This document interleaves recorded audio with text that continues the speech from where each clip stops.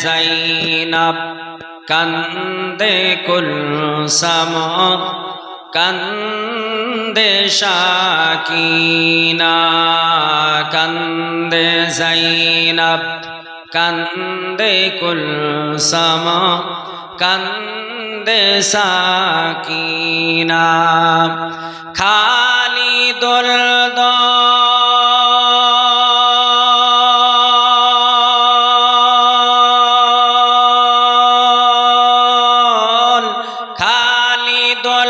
দল ফিরে এলো হোসাইন এলো না কান্দে জৈনব কান্দে কুলসম কান্দে শাকিনা এই নসিবে লিখেছিলেন এই নসিবে লিখেছিলে তুমি গো আল্লাহ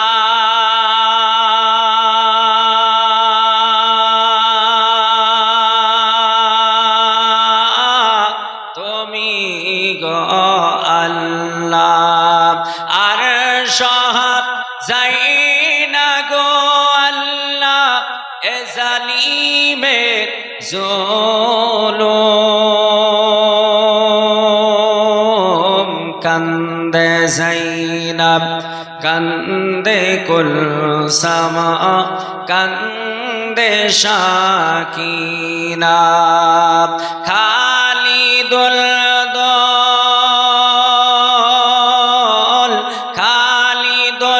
দল ফিরে এলো হোসাইন এলো না কান্দে জৈনব কান্দে কুলসম কান্দে শাকিনা উম্মে দীনে শহর বানো উম্মে দীনে শহর বানো করে যায়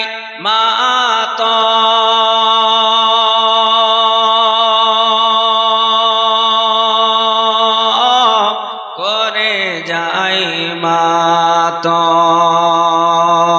শহীদেরি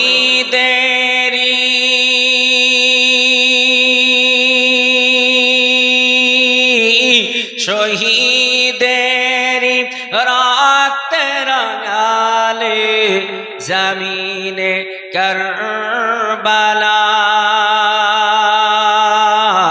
কান্দে জৈনব কান্দে কুলসম কান্দে শাকিনা খালিদুল দল ফিরে এলো হোসাইন এলো না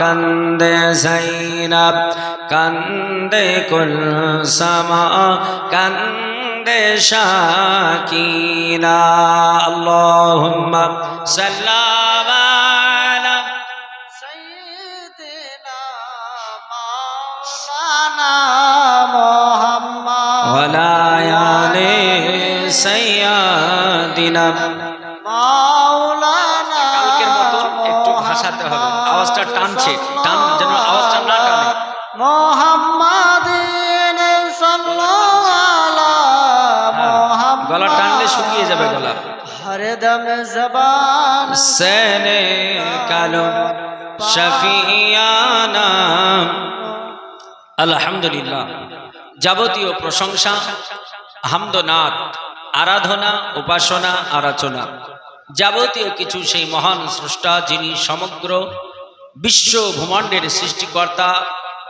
মালিক সেই স্রষ্টা রব্বে কায়নাতের শুকরিয়া আমরা সকলে সমস্বরে জ্ঞাপন করি সকলে এক বাক্যে বলি আলহামদুলিল্লাহ অতঃপর দুরূদ ও সালাম শান্তির ধারা বর্ষিত হোক, অর্পিত হোক তাজদারে মদিনা, ফখরে দো আলম, সাম্যবাদী নেতা মোহাম্মদ মুস্তফা জনাবে মোহাম্মদুর রাসূলুল্লাহ সাল্লাল্লাহু তাআলা আলাইহি ওয়া সাল্লাতু তাসলিমের উপরে লক্ষ কোটি দুরূদ ও সালাম, শান্তির ধারা বর্ষিত হোক, অর্পিত হোক। সকলে বলি আল্লাহুম্মা আমিন।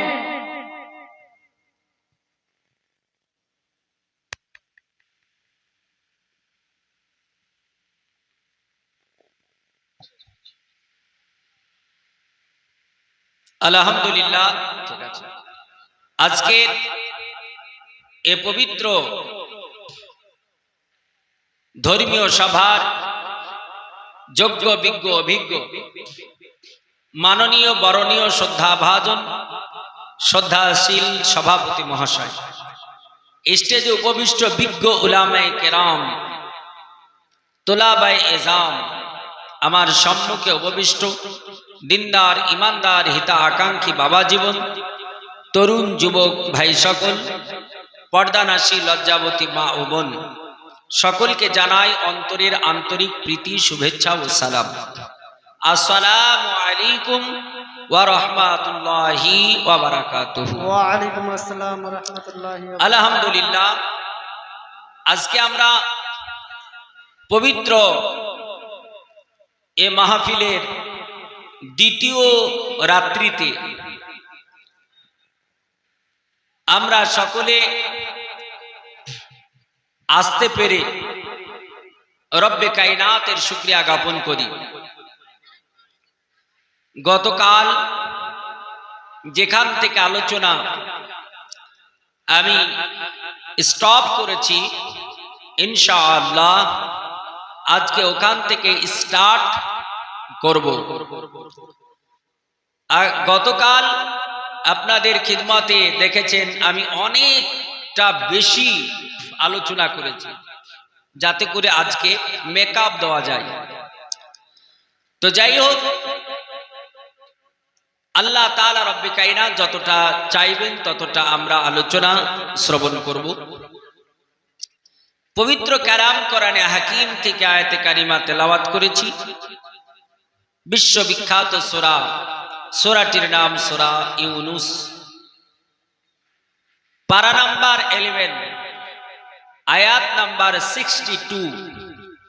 अल्लाह ताला इरशाद फरमाता है, अला, खबरदार, होशियार, इन्ना औलियाल्लाहि, निश्चय जो अल्लाह का ओली होता है, ला खौफुन, उसका कोई खौफ नहीं, वला हुम यहजनून, और उन लोगों का गम भी नहीं। No doubt, verily the wali of Allah have neither any fear nor any sorrow। নিশ্চয় যাহারা আল্লাহ পাকের মনোনীত বান্দা হন, মনোপত বান্দা হন, পছন্দনীয় বান্দা হন, তাহাদের ইহজগতে নাই কোনো ভয়, না আছে তাদের কোনো চিন্তা ও ভাবনা। আল্লাহওয়ালা যারা হয়ে যায়, আল্লাহ পাকের নৈকট্য যারা লাভ করে নেয়, তাদের কোনো শক্তি তাকে ভীতু করতে পারে না, কোনো বিষয় তাকে চিন্তিত করতে পারে না। আপনারা শুনেছেন আল্লাহ পাকের প্রিয়তম বান্দা, যিনি আল্লাহ পাকের হয়ে গিয়েছিলেন, নবীজির হয়ে গিয়েছিলেন, যার জন্য পৃথিবীর এত বড় কাফির শক্তিশালী ব্যক্তির শাসন, গর্জন, তর্জন, তার অত্যাচার, অনাচার, অবিচার, জুলুম সবগুলোকে তিনি দূরে ঠেলে দিয়েছেন, কোনো কিছুই পরোয়া করেননি। প্রাণনাশ করার হুমকি দেওয়া হয়েছিল, প্রাণনাশ করার প্রচেষ্টাও করা হয়েছে, তবু তিনি চিন্তিত হননি। যারা প্রকৃত আল্লাহওয়ালা হয়ে যায়, প্রকৃত আল্লাহ পাকের হয়ে যায়, তাদেরকে কেউ দমাতে পারে না।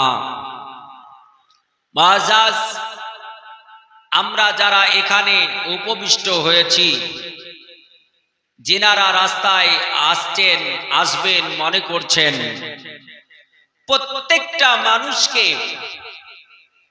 এই ধরনের মাহফিল থেকে কিছু শিক্ষা গ্রহণ করা দরকার। বলনেওয়ালা বলে গেল আর শুননেওয়ালা শুনে গেল, এতে কোনো লাভ হবে না। হবে নাকি? আমরা অনেক মানুষ এমন আছি, জালসায় আসি, যতক্ষণ বসি ততক্ষণ মনে হয় ফারিস্তা হয়ে বসে থাকি, আর যখন এখান থেকে চলে যাই সব ঝেড়ে ঝুড়েই চলে যায়। বুঝছেন কিনা? একটা ছোট্ট গল্প বলে আলোচনা শুরু করব। এক দাদু তার নাতিকে নিয়ে জলসার মাহফিলে এসেছে। আপনার জিয়াগঞ্জ এই নতুন নওদা পাড়ায় আসতে গিয়ে একটা ধরুন ছোট্ট খাল পেরিয়ে আসতে হবে। খাল খাল যেগুলো মানে অল্প পানি থাকে, যে গর্ত, এই পুকুর পেরিয়ে আসতে হবে। তো জল কতটা আছে? মোটামুটি ধরুন হাঁটুর উপরে জল আছে। এখন দাদু আর নাতি দুজনে জলসা শুনতে এসেছে, রাত্রিতে জলসা শুনেছে। বক্তা বক্তৃতার মধ্যে অনেক কথা বলেছে, তারপরে এটা বলেছে যে প্রত্যেকটা ছেলে ও মেয়েকে সত্র করা, সত্র ঢাকা, এটা হচ্ছে ফরজ। ছেলেদের সত্র কতটা?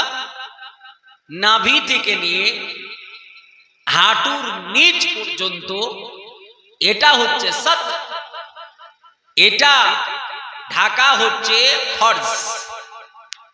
কোনো মতেই এটা আলগা করা যাবে না। অনেক আলোচনার মধ্যে সত্র যে ফরজ এটাও শুনেছে। এখন রাত্রিবেলায় জলসা শুনে দাদু আর নাতি যাচ্ছে। নাতি বলছে, দাদু আমি তো আর হাঁটতে পারবো না রাত্রিবেলা, তুমি আমায় ঘাড়ে নাও। দাদু তার কাঁধে নিয়েছে, ঘাড়ে নিয়েছে। যেতে যেতে সেই খাল বিল বা পুকুর পেরিয়ে তাকে রোডে উঠতে হবে। তা হাঁটুর একটু উপরে জল আছে। দাদু জলে নেমে লুঙ্গিটা উঠাতে শুরু করেছে, উঠিয়ে একদম হাঁটুর উপরে জড়ে নিয়েছে, বেঁধে নিয়েছে। এখন এই নাতি বলছে, দাদু তুমি না কিছুক্ষণ পূর্বেই আলোচনা শুনলে যে হাঁটুর উপরে তোমার কাপড় ওঠানো যাবে না? তুমি তো এই তো কিছুক্ষণ পূর্বে শুনে আসলে হাঁটুর নিচে কাপড় রাখতে হবে, নাভি থেকে হাঁটুর নিচ পর্যন্ত ঢাকা, এটা পুরুষদের জন্য সত্র, আর তুমি পুরোটা উঠিয়ে দিচ্ছ। বলে দাদু বলছে, আরে খাপা তুই ছোট আছিস ওই জন্যই, আরে যা শুনেছি ওখানে ঝেড়ে ঝুড়ে রেখে দিয়ে চলে এসেছি, নিয়ে এসেছি নাকি তাই আমাকে পানিতে ভিজাতে হবে? বুঝেন কি? তো এইরকম যেন না হয়। 2 নাইট ব্যাপী আলোচনা শুনলেন, সে যে কটাই শোনেন, শোনার পরে একটিও আমল করলেন না, এখানে ঝেড়ে ঝুড়ে চলে গেলেন, তা করলে হবে না। হবে নাকি? মুআজ্জাজ মুহতারাম, আমরা মুসলমান যদি বলি আপনি কি ইমানদার, তো এক বাক্যে আমরা সকলেই স্বীকার করি আমরা হলো ইমানদার। কারণ মুসলমান হওয়া হচ্ছে কঠিন আর ইমানদার হওয়া হচ্ছে সহজ। আপনি বলবেন তা কেমন করে, আজকে আবার উল্টো ফতোয়া শুনছি। তো বলে হ্যাঁ, ইমানদার হতে গেলে কাজ করতে হয় না, শুধু অন্তরে হৃদয়ে বিশ্বাস করতে হয় আর মুখে উচ্চারণ করতে হয়, তাহলেই ইমানদার হওয়া যায়। কোনটা? ইমানের সংজ্ঞা যেটা, ইমানের সংজ্ঞা আমানতু বিল্লাহি ওয়া মালাইকাতিহি ওয়া কুতুবিহি ওয়া রাসূলিহি ওয়াল ইয়াউমিল আখির ওয়াল কদরি খাইরিহি ওয়া শাররিহি মিনাল্লাহি তাআলা ওয়াল বাসি বাদাল মাউত। এই সংজ্ঞাটা মুখে উচ্চারণ করতে হয় আর অন্তরে হৃদয়ে বিশ্বাস করতে হয়, তাহলে সে ইমানদার হয়ে গেল। এতে কি কথা বলে আলেম উলামা যিনারা আছেন তিনারা তো সকলে জানছেন, উনাদের আমি বোঝাচ্ছি না, বোঝাচ্ছি আপনাদের। যারা বলবে আমানতু বিল্লাহ, আমি এক আল্লাহর প্রতি বিশ্বাস এনেছি, ওয়া মালাইকাতিহি, এবং তিনার ফারিস্তা সমূহের উপরে, মালাইকা জমা, তিনার ফারিস্তা সমূহের প্রতি বিশ্বাস এনেছি। আপনি সব ফারিস্তাকে মানবেন, কিন্তু আপনার বাবার জান কবুজ করেছে, মায়ের জান কবুজ করেছে, তাই হযরত ইসরাইল আলাইহিস সালামের উপরে আপনার রাগ থাকবে, তাহলে আপনি ইমানদার হতে পারবেন না। মালাই বহুবচন, অকুতুবিহি কিতাবের বহুবচন, কুতুব কিতাব সমূহের উপরে যারা বিশ্বাস এনেছে। আসমানি কিতাব সমূহ 104 খানা আসমানি কিতাব, এর মধ্যে 100 খানা সাহিফা, 4টা হলে প্রধানত কিতাব। ও রাসূলিহি, এবং তিনার প্রেরিত দূতের উপরে বিশ্বাস যারা বলবে এনেছি। ওয়াল ইয়াউমিল আখির, কিয়ামতের সেই দিনের প্রতি যারা বিশ্বাস আনবে। ওয়াল কদরি খাইরিহি ওয়া শাররিহি, ভাগ্যের ভালো এবং মন্দ দুটোর উপরই যারা বিশ্বাস আনবে। ওয়াল বাসি বাদাল মাউত, মরণের পর পুনরায় জীবিত হওয়ার উপরে বিশ্বাস রাখবে, তারা হলো ইমানদার। তাহলে এটা অন্তরে বিশ্বাস করতে হয়, মুখে বলতে হয়, কাজ করতে হলো। কিন্তু মুসলিমুন এ শব্দটা ইসমে ফাইল, যার অর্থ হচ্ছে আত্মসমর্পণ করা। আল্লাহ পাকের কাছে আত্মসমর্পণ করতে গেলে, স্যালেন্ডার হলে তাকে কত পরিশ্রম করা লাগবে। যে চোর, আপনার যে ডাকাত, যে গুন্ডা, যে সন্ডা ভন্ডা মার্ডারকারী আসামি স্যালেন্ডার যখন হয় পুলিশের কাছে, তার বুকটা কত কাঁপে যে আমাকে নিয়ে গিয়ে স্যালেন্ডার হলাম, হয়তো ফাঁসিতে ঝুলিয়ে দেবে, কিন্তু সেটা তোয়াক্কা না করে স্যালেন্ডার হয়ে যায়। তো মুআজ্জাজ মুহতারাম, এই ইমানদার আমরা যারা এখানে প্রেজেন্ট আছি সকলে ইমানদার, তাই কিনা? জোরে বলুন, ইমানদার কিনা? কিন্তু আমরা কেমন ইমানদার? আমরা যদি বলি আপনি কি মুসলমান, তবুও বলবো যে হ্যাঁ মুসলমান। আমি যদি বলি আপনি মুমিন, তো আমরা বলবো হ্যাঁ আমরা মুমিন। সব কিছুতেই আমরা দাবি করি যে আমরা মুসলমান, মুমিন, মুত্তাকি, পরেজগার, ইমানদার। কিন্তু কাজ কোথায়? আজ এত বড় মাহফিল, আপনাদের অক্লান্ত পরিশ্রমের ফসল, কিন্তু আজকে দেখুন, সেই আমার মনে পড়ে মেলাতে একটা যুবক ঘুরতে গিয়ে অনেক কিছু দেখছে, তার মধ্যে দেখলো একটা লোক, সে তার হাতে, যে যাচ্ছে তার হাতে ফুল বা যা নিতে চাইছে তার স্ট্যাম্প মেরে, ট্যাটু যাকে বলে, ওই রকম ছবি এঁকে দিচ্ছে। তে একটা যুবক গেল, গিয়ে বলছে আমার হাতে একটা ঘোড়ার ছবি এঁকে দিতে পারবে? আর্টিস্টকে বলছে।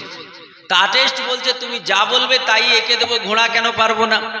তো বলে শোনো, ঘোড়ার ছবি আঁকো, কিন্তু ছবিটা যেন 2-5 বছর নয়, আমার মরণের আগ পর্যন্ত থাকে। এই কথাটা খুব ভালো করে বুঝবেন।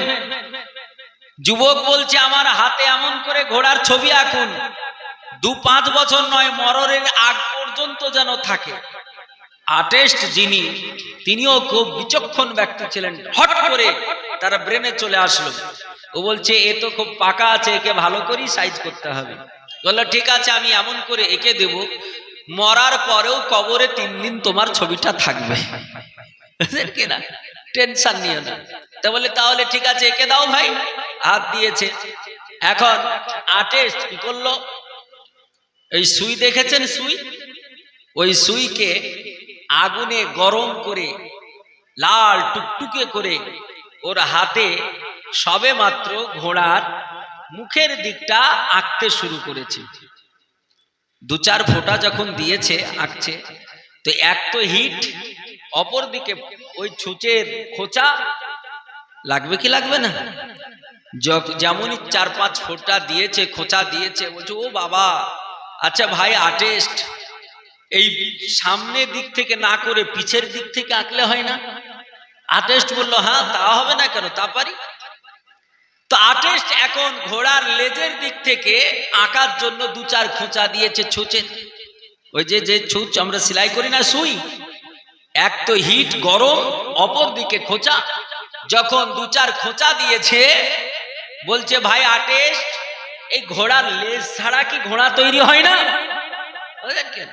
আর্টিস্ট বলছে হ্যাঁ আমি আর্টিস্ট, ঘোড়ার লেজ ছাড়াও ঘোড়া তৈরি করতে পারি।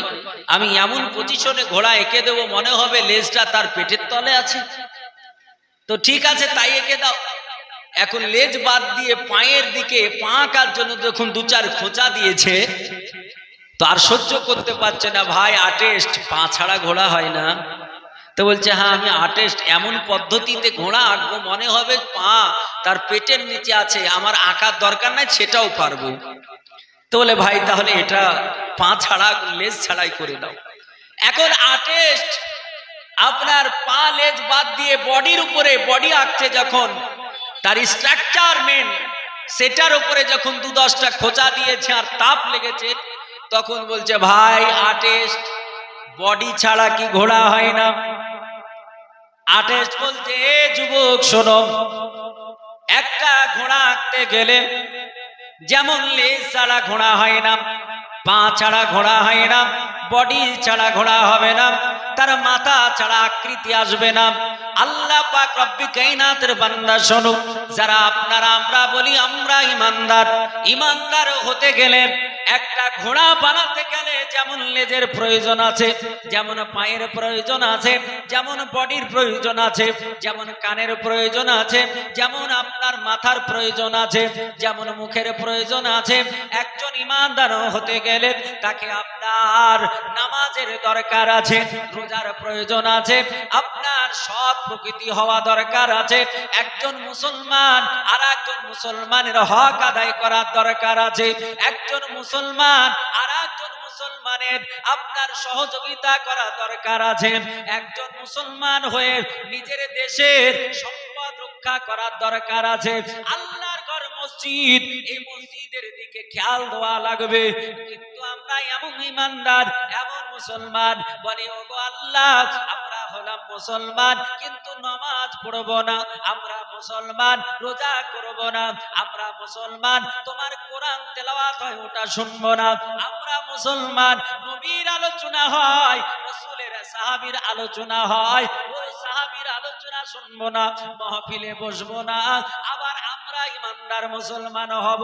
বলুন একটা ঘোড়া যেমন লেজ ছাড়া পা ছাড়া বডি ছাড়া হয় না, একজন মুসলমান হতে গেলে এতগুলো প্রয়োজন আছে, এগুলো ছাড়া মুসলমান হওয়া যাবে নাকি? ও মুসলমানেরা, আল্লাহর নবী, বিশ্ব নবী, হায়াতুন নবী, জিন্দা নবী, তিনার আপনার প্যারা হযরতে বেলাল রাদিয়াল্লাহু তাআলা আনহু, যিনার আলোচনা আমরা শুনতেছি গত রাত্রি থেকে। ও মুসলমান শোনো, আল্লাহ পাক রব্বে কায়নাতের বান্দা হযরতে বেলাল রাদিয়াল্লাহু তাআলা আনহু, তিনার সম্পর্কে আমার নবী বললেন, বেলাল রে, আমি মেরাজের রাত্রিতে গিয়ে ওই জান্নাতে জান্নাতে দেখলাম, তোমার পায়ের আওয়াজ যেন আমি শুনতে পেলাম। আমি জান্নাতে ভ্রমণ করতেছিলাম আর আমার সম্মুখে যেন তোমার পায়ের ধ্বনি শুনতেছিলাম। এ বিলাল রে, বলো বলো তুমি কি দুনিয়ার বুকে আমল করেছো, যে আমলের কারণে তোমাকে আল্লাহ তাআলা এত মর্যাদা দিয়েছে, এত সম্মান দিয়েছে, এত ইজ্জত দিয়েছে। বিলাল রাদিয়াল্লাহু তাআলা তিনি বললেন, ইয়া রাসূলুল্লাহ, ইয়া হাবিবাল্লাহ, নবী, আমার যত আমল রয়েছে এই আমলের মধ্যে একটি খাস আমল আছে। আমার নবী বললেন, বেলাল, বলো তোমার ওই খাস আমলটা কি? বেলাল বলছেন, হুজুর, আমার খাস আমল হচ্ছে যখন আমি অজু বানাই, যখনই অজু বানাই, দিনে যতবারই অজু বানাই, অজু বানানোর সঙ্গে সঙ্গে 2 রাকাত তাহিয়াতুল অজু নামাজ আমি আদায় করি। জোরে বলি সুবহানাল্লাহ। আচ্ছা, আপনারা বুকে হাত দিয়ে বলেন তো, আপনারা এই অজুর নামাজটা কখন কবে পড়েন? এই দেখেন মাস্টার সাহেব বলছেন যে জুম্মার দিন। একদম এটাই সত্য কথা। আমরা শুধু জুমার দিন তাহিয়াতুল ওযু পড়ি, খুব হোড়াহুড়ি, বলে কি ব্যাপার তাহিয়াতুল ওযু পড়ছে না জানেন কেন? শুধু জুমার দিন ওযু করলে তাহিয়াতুল ওযু পড়ি। কিন্তু বেলাল রাদিয়াল্লাহু তাআলা আনহু বলছেন, আমি যতবার ওযু করি, দিনে 10 বার যদি ওযু করি তো 10 বারই আমি 2 রাকাত করে তাহিয়াতুল ওযু এই নামাজটা আমি আদায় করি। সুবহানাল্লাহ, সুবহানাল্লাহ। হযরতে রাসূল পাক শোনার পর বললেন, বেলাল, তুমি এই আমলটা কোনোদিন ছাড়বে না। আর বেলাল, শোনো, তোমার এই আমলটা যে ব্যক্তি করবে, যে আমার উম্মত করবে, শুনে রেখে দাও, এই কাজটা করার কারণে আল্লাহ পাক কিয়ামতের মাঠে তার তামাম গুনাহ সমূহকে আল্লাহ মাফ করে তাকে জান্নাতি করতে পারে। বলে সুবহানাল্লাহ, সুবহানাল্লাহ। মুসলমান, কিন্তু আমরা এগুলো তো শুনতে আসবো না, তাহলে জানতে পারবো কি করে? আমাদের তো জান্নাতের দরকার নাই, আমাদের দরকার চায়ের দোকানে আপনার ওই ঘোমটাওয়ালা বৌমা। বুঝছেন কিনা? ঘোমটাওয়ালা বৌমা। বলে কেন? অনেক জায়গায় দেখা যায়, বুঝছেন কিনা, ত্রিপুরাতে প্রোগ্রামে গেলাম, ত্রিপুরায় ধর্মানগর একটা জায়গার নাম শুনেছেন? ধর্মানগর, সেখানে আপনার মাহফিল। তো বিশাল বড় লোকের বাড়িতে আপনার হুজুরের জায়গা। কেন? পশ্চিমবঙ্গ থেকে গিয়েছে মনিরুল ইসলাম চতুর্বেদী, তাও আবার প্লেনে। তো জায়গা তো যাত্রার বাড়িতে হবে না, ওই এলাকার সবচাইতে টপ র্যাঙ্কের যে ব্যক্তি তার বাড়িতে। তো বড় লোকের বাড়িতে কি ঘোমটাওয়ালা ছাড়া থাকে? হ্যাঁ। তো যখন ওই ঘরে ঢুকছি, সুবহানাল্লাহ, বিশাল বড় একটা এলসিডি। আমাকে ঢুকতে দেখেই বলছে তাড়াতাড়ি করে, এই আমাদের ওয়েস্ট বেঙ্গলের হুজুর আসছে, তাড়াতাড়ি করে ঢাক, তাড়াতাড়ি করে পর্দাটা দে, তাড়াতাড়ি করে ঢাক। পর্দা আমরা কাকে করতে বলি? যারা মহিলা নাকি, তারা ঘোমটা দিয়ে মুখটা ঢাকে। তো অনেক বড় লোক বাড়িতে হুজুর যখন যায়, তখন এলসিডিটা, এলইডিটা, টিভিটা সঙ্গে সঙ্গে পর্দা দিয়ে, ঘোমটা দিয়ে ঢেকে দেয়। যার জন্য আমি বলি যে ঘোমটাওয়ালা বৌমাটা, বুঝলেন কি? হ্যাঁ, এই ঘোমটাওয়ালা বৌমাটা চায়ের দোকানে দেখুন চলছে, অ্যাকশন চলছে, মানুষ ওখানে বসে বসে মজা নিচ্ছে। আর যখন বিপদ আসছে তখন বলছে, এত মুসলমান ভারতে থাকার পর প্রায় সরকারের রিপোর্ট অনুযায়ী, এবার তো গণনা হবে, তারপর সঠিক রিপোর্ট আসবে। আগের গণনা অনুযায়ী তারা বলছে 35 কোটি মুসলমান থাকার পরেও আমাদের এত দুর্দশা কেন? বলে দুর্দশা হবে না কেন? তুমি 35 কোটির মধ্যে 30 কোটি তো ভেজাল। 30 কোটি তো ভেজাল। আপনি বলবেন 5 কোটি তো ভালো। তা আপনি জানেন আল্লাহ পাক যখন গজব দেয় খারাপকে মারতে গিয়ে ভালোকেও মেরে দেয়। তো মুসা আলাইহিস সালাম একদিন আল্লাহকে জিজ্ঞেস করেছিলেন, আল্লাহ তুমি যখন কোনো গজব দাও ওই গজবে তোমার গজবে যারা বেঈমান তারা তো মরে, সঙ্গে সঙ্গে অনেক আল্লাহওয়ালাও তো মারা যায়, এটা কি তুমি ন্যায় করো? মুসা জিজ্ঞেস করছেন আল্লাহকে। তা আল্লাহ তার উত্তর দিলেন না। মুসা আলাইহিস সালাম রাস্তা দিয়ে একদিন চলে যাচ্ছে, তো আল্লাহ তিনার শরীরে ক্লান্তি ঢেলে দিলেন। চায়ের দোকানে বসলে গেলে শুনতে পাবেন, ক্লান্তি ঢেলে দিল আল্লাহ শরীরে। ক্লান্ত হলেন, তো একটা গাছের নিচে গিয়ে তিনি আরাম করার জন্য ওখানে গিয়ে বসেছেন। আর ওই গাছের নিচে ছিল ছোট্ট ছোট্ট পিপিলিকা, পিঁপড়ে, ছোট্ট লাল পিঁপড়ে গুলোর কেমন স্বাদ দেখেছেন তো, যদি দিয়ে দেয় তো 2-4টা পিঁপড়ে পিপিলিকা মুসা আলাইহিস সালামের পায়ে কামড় দিয়েছে। আর মুসা আলাইহিস সালাম এমনি খুব রাগান্বিত নবী ছিলেন, যেমন কামড় দিয়েছে উনি রাগে থাকতে না পেরে যতগুলো পিঁপড়ে ছিল পা দিয়ে ওকে দলিয়ে শেষ করে দিল। যেমন মেরে দিয়ে সঙ্গে সঙ্গে আল্লাহ ওহী নাজিল করছেন। আল্লাহ বলছে, এ মুসা তোমাকে কামড়িয়েছিল কটা? তোমাকে কামড়িয়েছে তো 4টে, তুমি মারলে কেন 400টা? মুসা আলাইহিস সালাম আল্লাহকে বলছে, আল্লাহ বুঝে গেছি, তুমি মাফ করো। আল্লাহ বলছে, এ মুসা তুমি যে বলেছিলে যে আল্লাহ খারাপ মারতে গিয়ে ভালোকেও মেরে দাও কেন? মুসা তোমার অন্যায় করেছে 4টে, তুমি মারলে কেন 400টে? তুমি ওই 400টির কোনো উপকার করতে পারো, কিন্তু আমি আল্লাহ খারাপকে মারতে গিয়ে ভালোকে মারলে ওই খারাপের সঙ্গে ভালো মারা যায়, খারাপ জাহান্নামী হয় আর ভালোরা জান্নাতি হয়ে যায়। সুবহানাল্লাহ, সুবহানাল্লাহ। মুসলমান, আজকে আমাদের চিন্তা করা দরকার। আমরা বলছি এত মুসলমান কেন কাম হচ্ছে না, হবে কি করে? মুসলমান ইসলামের কৃষ্টি কালচার ছেড়ে দিয়ে তারা অমুসলমানের কৃষ্টি কালচারে ডুবে গেছে। ঠিক বললাম না ভুল বললাম? আল্লাহ পাক রব্বে কায়নাত রব্বুল আলামিন তিনার বান্দা হযরতে বেলাল রাদিয়াল্লাহু তাআলা আনহু, আমার নবী পাকের পিয়ারা, আমার নবীজির দেওয়ানা, আমার নবীজি হযরতে বেলাল রাদিয়াল্লাহু তাআলা আনহু তিনাকে এত ভালোবাসতেন, এত মহব্বত করতেন যে বেলালের চেহারা